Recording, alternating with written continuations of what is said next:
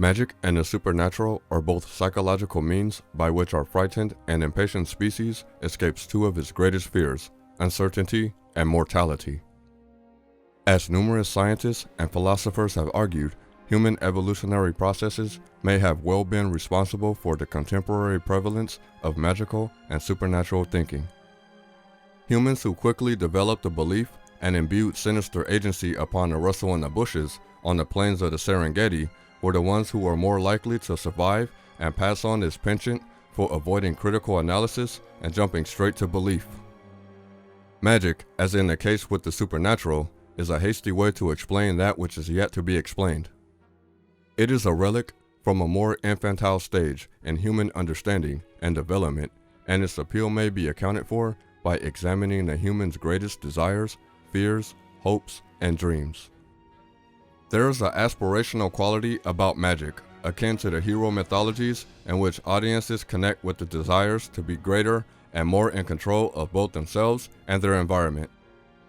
The supernatural, as with magic, is a purely psychological phenomena that describes places, causes, and frequently an eternal, ethereal, unfettered existence, which is probably the result of our brain's hyperactive pattern recognition processes, which is the need to imbue agency upon inanimate and non-existent objects and concepts, and a result of our ego's desire to continue consciously forever by envisioning a conscious realm that is not limited by material mortality.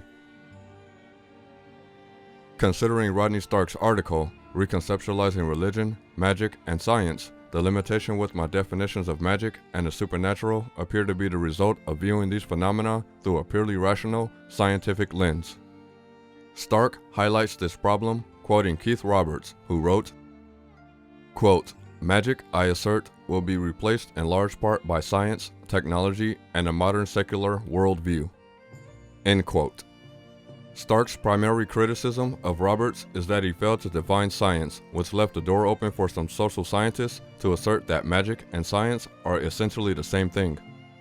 However, if we define science as a method rather than simply a body of knowledge or institution, this problem seems largely surmounted. Carl Sagan once wrote, quote, "Science is more than a body of knowledge, it is a way of thinking." End quote. Further, James Randi exclaimed, quote, "Science is best defined as a careful, disciplined, logical search for knowledge about any and all aspects of the universe, obtained by experimentation of the best available evidence and always subject to correction and improvement upon discovery of better evidence. What's left is magic and it doesn't work." End quote. Randi's definition of science distinguishes it from magic, for magic has never been the result of a truly careful and rigorous examination of the best available evidence, but a quick fix, easy answer to mysteries which have not been carefully and meticulously unveiled by science. Stark defines the supernatural as referring to, quote, "forces or entities beyond or outside nature which can suspend, alter, or ignore physical forces." End quote. Stark touches on an aspect of my definition regarding the ego's desire to continue consciously forever by envisioning a conscious realm which is not limited by material mortality. It might be argued that our species' desire to ignore physical forces stems from our fear of not only the perils of day-to-day survival, but relatedly, from our intense fear of death.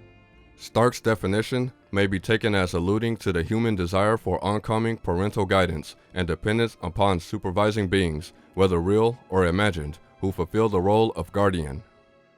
Further, Stark discusses the human desire to control surrounding an uncertain environment, saying, quote, "From the dawn of human existence, our efforts to control nature and events have been constant and unrelenting. It is the desire for control that motivates humans to develop skills, crafts, technologies, and ultimately, science. People do magic for the same reason, and the desire to control one's fate is an essential element of religion." End quote. Though science and magic share the same motivational quality, magic and the supernatural are products of hasty theorizing without the meticulous observation, experimentation, and logic which underpin science.